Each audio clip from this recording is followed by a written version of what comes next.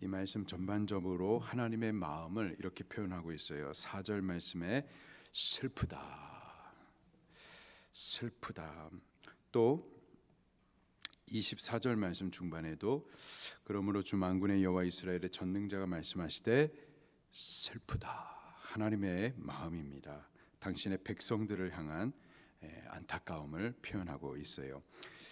2절 말씀에 이렇게 말씀하십니다. 이스라엘을 향하여서요, 유다 백성을 향하여서 오늘날의 교회와 성도를 향하여서 하시는 말씀입니다. 하늘이여 들으라, 땅이여 귀를 기울이라. 여호와께서 말씀하시기를 내가 자식을 양육하였거늘 그들이 나를 거역하도다. 하나님 이스라엘을 자식이라고 표현하고 있어요. 그런데요, 어떤 자식인가? 3절에 보니까 소는 임자를 알고 나귀는 그 주인을 알건만은 이스라엘은 자기 아버지를 알지 못한다라는 거예요. 나의 백성은 깨닫지 못하였도다. 그러면서 이스라엘을 향해서 하시는 말씀이 4절에 슬프다, 범죄한 나라요, 허물진 백성이요, 행악의 종자요, 부패한 자식이로다. 왜? 그들이 여호와를 버리며 이스라엘의 거룩한 일을 만홀히 여기며 물러갔도다.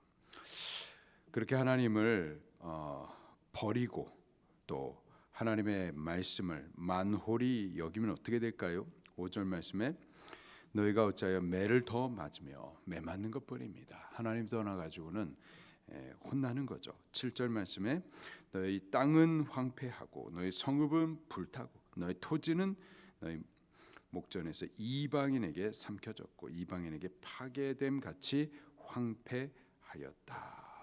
그래서 그 형편이 어떤가? 8절에 보니까 딸 시온은 예루살렘을 표현하는 겁니다. 딸 시온은 포도원의 망대같이 참외밭의 원두막같이 에워싸인 성읍같이 겨우 남았도다. 망하기 일보 직전 풍전등화의 그런 상황이라는 거죠. 9절 말씀에 만군의 여호와께서 우리를 위하여 생존자를 조금 남겨두지 아니하셨더라면, 여호와 하나님께서 그나마 이 백성을 은혜를 베푸사 지금 보호하고 계시는 거예요. 은혜를 지금 베풀고 계시는 겁니다. 그랬기 때문에 아직까지 좀 남아는 있는 거예요. 그렇지 않았더라면은 우리가 소돔 같고 고모라 같았었으리라. 심판받고 멸망받았었을 거라는 거죠. 10절 말씀에는 이 백성을 향하여서 소돔, 고모라 이렇게 또 비유하여 말씀하십니다. 너희 소돔 간원들아 여호와의 말씀을 들을지어다. 너희 고모라 백성들아 우리 하나님의 법에 귀를 기울일지어다. 소돔 백성들, 고모라 백성들 그렇게 하나님 앞에 심판받기에 합당한 백성의 모습이 된 거예요. 이들이 무슨 죄악을 범했었을까요? 이들이 예배를 드리지 않았기 때문이었을까요? 그렇지 않습니다. 무수한 재물과 함께 예배를 올려드렸어요. 문제는 그 예배들이 헛된 제사, 헛된 예물들이었었다라는 거죠. 11절 말씀입니다. 시작. 여호와께서 말씀하시되 너희의 무수한 재물이 내게 무엇이 유익하뇨? 나는 수양의 번제와 살찐 짐승의 기름에 배불렀고 나는 수송아지 어린 양의 수염수의 피를 기뻐하지 아니하였노라. 그 무수한 재물이 13절에 헛된 재물이라는 거죠. 하나님 그거 받지 않으신다라는 거예요. 너희가 예배하러 나오는 거 12절 마지막에 그 내 마당만 밟을 뿐이라라는 거죠. 그 왜 그러는가? 13절 마지막에 보면은 너희가 성회와 아울러서 악을 행하는 것을 내가 견디지 못하겠다. 예배하러는 나오는데 삶은 그렇지 않은 거예요. 악을 행하는 거죠. 많이 기도한다 하더라도 나 그거 듣지 않겠다. 왜? 15절 마지막에 너희 손에 피가 가득하기 때문에. 16절 같이 읽겠습니다. 시작.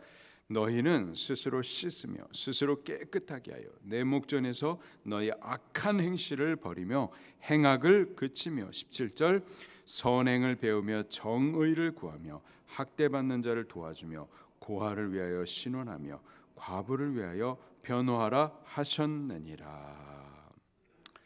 결국 하나님께서 우리에게 요구하시는 말씀이 뭐냐? 회개하라라는 거죠. 18절입니다. 시작. 여호와께서 말씀하시되 오라 우리가 서로 변론하자. 너희 죄가 주홍 같을지라도 눈과 같이 휘어질 것이요 진홍같이 붉을지라도 양털같이 희게 되리라. 여호와 하나님께서 원하시는 것은 무수한 제물로 예배하는 거, 많은 기도하는 거, 그게 나쁜 건 아닌데요. 회개해야 된다라는 거예요. 죄를 끊고서 하나님 앞에 예배를 하고 기도만 하지 말고 기도하면서 회개하라라는 거죠. 그 길을 돌이키라라는 겁니다. 만약에 우리가 회개하면 어떻게 될까요? 19절입니다. 시작. 너희가 즐겨 순종하면 땅의 아름다운 소산을 먹을 것이요. 멸망 아니라 생명과 복을 받는다라는 거예요. 근데 만약에 회개치 아니하면요. 20절입니다. 시작. 너희가 거절하여 배반하면 칼에 삼켜지리라. 여호와의 입의 말씀이니라. 가볍게 듣지 말라라는 거예요. 여호와의 입의 말씀이니라. 여호와 하나님의 말씀은 말씀대로 되어지는 겁니다. 빛이 있으라 하면 있어지는 거예요. 여호와 하나님의 말씀대로 순종하면은 땅의 아름다운 소산을 먹고 생명과 복을 누리겠지만은 거절하면 배반하면 회개치 아니하면 심판이라는 겁니다. 칼에 삼켜지게 될 것이다. 근데 하나님께서 이 백성을 향한 마음이 슬프다라는 거예요. 회개치 않으니까. 21절 말씀입니다. 시작. 신실하던 성읍이 어찌하여 창기가 되었는고 정의가 거기에 충만하였고 공의가 그 가운데 거하였더니 이제는 살인자들 뿐이로다. 22절. 내 은은 찌꺼기가 되었고 내 포도주에는 물이 섞였도다. 은은 귀하지만은 찌꺼기가 섞여 있으면은 그 가치가 떨어지죠. 포도주에 물이 섞이면은요 못 쓰게 되는 겁니다. 이게 지금 이스라엘 백성들의 모습이었었던 거예요. 그래서 하나님 한 그 마음이 24절에 슬프다. 회개하면은 생명과 복을 얻겠는데 그런데 회개치 않으니 내 마음이 슬프다. 왜 슬퍼하시는가? 그분은 죄악에 대하여서 심판하실 수 없는, 심판하실 수밖에 없는 공의의 하나님이시기 때문에 자기 백성들에게 생명을 주고 싶고 또 복을 주고 싶은데 이 백성이 회개치 않으니까 그 공의를 따라서 심판하실 수밖에 없는 하나님의 마음이 슬픈 거예요. 24절입니다. 시작. 그러므로 주 만군의 여호와 이스라엘의 전능자가 말씀하시되 슬프다. 내가 장차 내 대적에게 보응하여 내 마음을 편안하게 하겠고 내 원수에게 보복하리라. 내 대적이 누굴까요? 내 원수가 여기서는 누구를 가리키는 걸까요? 유다 백성을 말씀하는 거예요. 유다 백성이 하나님의 자식이고 그래서 사랑으로 양육하였고 근데 이 백성이 하나님을 버리고 우상을 따라가고 자꾸 죄악을 범함으로 인하여서 스스로 하나님의 대적이 되고 원수가 되므로 하나님께서는 그들을 심판하시고 보복하실 수밖에 없게 된 거죠. 자, 그런데 25절 말씀부터 보게 되는데요. 여호와 하나님께서 심판을 작정하실 수밖에 없습니다. 그들이 회개치 아니하므로 그들을 보복하실 수밖에 없어요. 자, 그런데 하나님의 당신의 백성을 향한 그 심판의 성격이 그 목적이 어디에 있는가? 25절 말씀을 같이 보겠습니다. 시작. 내가 또 내 손을 내게 돌려 내 찌꺼기를 잿물로 씻듯이 녹여 어떻게 하며? 이것이 목적이에요. 청결하게 하나님께서 심판하시는 목적인 거죠. 청결하게 하고 그 다음에요 내 혼잣물을 다 제하여 버리고. 원래 은이 이 불순물이 섞여 있으면 가치가 떨어지는 건데 근데 그들에게서 그 불순물들을 혼잣물들을 제하여서 다시 존귀하게 세우시고자 하는 것, 그것이 바로 하나님의 심판의 목적이라는 거죠. 그래서요 26절 시작. 내가 내 재판관들을 처음과 같이 내 모사들을 본래와 같이 회복할 것이라. 회복하게 하고자 하는 것이 하나님의 목적인 거예요. 심판의 목적. 때리셔도 그 때리심의 목적은 죽어라 이놈의 새끼야 이게 아니라 때리시지만 때림의 목적은 바르게 잘해라, 새로 하자라, 회복되게 함의 목적이 있는 겁니다. 그렇게 회복이 되고 나서야 26절을 계속 보면은 그리한 후에야 내가 의의 성읍이라 신실한 고리라 불리리라. 이게 하나님의 목적인 거죠. 27절도 같이 봉독하겠습니다. 시작. 시온은 정의로 구속함을 받고 그 돌아온 자들은 공의로 구속함을 받으리라. 결국 하나님의 당신의 백성을 향한 목적은 절대 포기는 하실 수는 없어요. 때리시더라도 슬퍼하시더라도 하나님의 목적은 결국은 회복시키시고 구속함의 목적이 있는 겁니다. 자, 그러나 분명히 구속은 하지만은요, 그 가운데 끝까지 돌이키지 않는 사람들이 있습니다. 하나님께서 구속하시고 회복하시는데 이스라엘 나라 전체냐? 그렇지는 않아요. 보면은 남은 자를 하나님께서 구원하십니다. 그리고 남은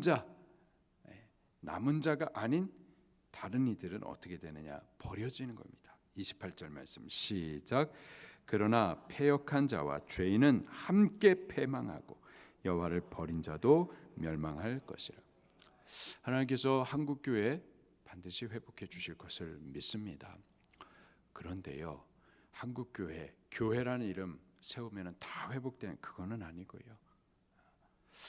교회 가운데 하나님께서 남겨둔 교회를 하나님께서 회복하는 거고 나머지는요 패망하는 겁니다. 멸망당하는 거죠. 그 패역한 자들, 멸망당하는 자들이 누군가? 29절 말씀에 너희가 기뻐하던 상수리 나무로 말미암아 너희가 부끄러움을 당할 것이요. 상수리 나무라고 말을 하고 있습니다. 우상을 말하는 거예요.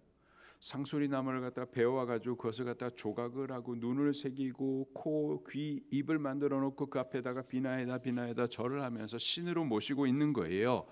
신이 돼버리는 거예요. 근데 하나님 하시는 말씀, 그 나무 아니냐? 나무지 그 아무런 존재도 생명도 아니라는 거예요.